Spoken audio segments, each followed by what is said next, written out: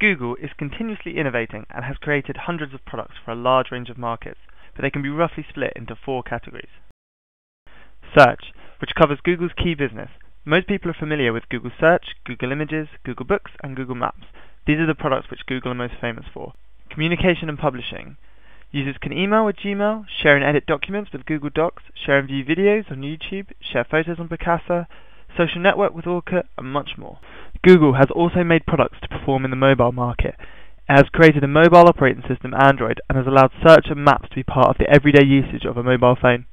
Standalone applications. These include Google Earth, which allows users to explore the Earth, Chrome web browser, and Google SketchUp, which allows users to create graphics of buildings. Google Maps started as an acquisition of a basic maps product. They then added in local business information to enable searching for businesses within an area. They also recently added in Street View. This was a major project. Google photographed the view from the street in the US and major cities throughout the world. Google are continuously expanding areas covered by Street View.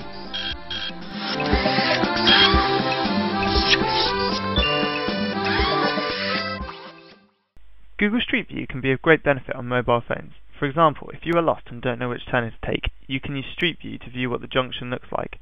If you know the name of the restaurant you are meeting a friend at, but don't know what it looks like, then you can use Google Street View and recognize it when you see it.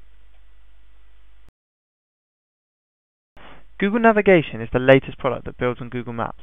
There are 4 views that can be used: Satellite, Maps, Traffic, and Street View. These are each helpful in different situations and are features lacking in traditional GPS systems. In the red corner, originating from Stanford University, weighing in with a massive market capital of $153.4 billion, it's Google. But who is in the blue corner? Google has plenty of competition. Microsoft's Internet Explorer competes with Google's Chrome. Google's Gmail competes with Microsoft's Hotmail. Google's Chrome OS competes with Microsoft's Windows operating system. And most importantly, Microsoft's Bing could pose a serious threat on Google's core business of search. Other search engines also compete with Google.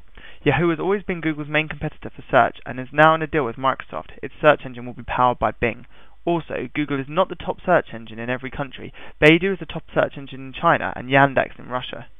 Apple is another big competitor for Google. Google is moving more and more into Apple's markets, with its Android operating system for mobiles competing with the iPhone, and Chrome OS competing with Apple's operating system. Google's Orkut is largely outperformed by Facebook and MySpace social networking sites. PayPal greatly outperforms Google's checkout. If you consider the fact that Google make most of their money through advertising, then really they are competing with every other website that advertises, and indeed every form of advertising, including TV and billboards. It looks like it's hard to find someone Google isn't competing with. Google concentrates its R&D spending in 3 main areas: its search engine, online applications, and miscellaneous activities. Recently, Google enhanced their core competency, the PageRank algorithm, in an initiative called Caffeine. Google spends a lot of time and money developing new applications for its online community. Many of these applications, such as Gmail and Google News, have come out of the 1-day-a-week innovation strategy, where developers are encouraged to spend this time on projects that interest them. Aside from their main innovation activities, Google has other areas that they focus their research and development on. For example, Google have collaborated with NASA on a new research center. They have also lobbied for a $15 billion grant from the US government to help their green energy research initiative. Google has a very decentralized innovation strategy, unlike many other large technology firms such as Microsoft and Xerox.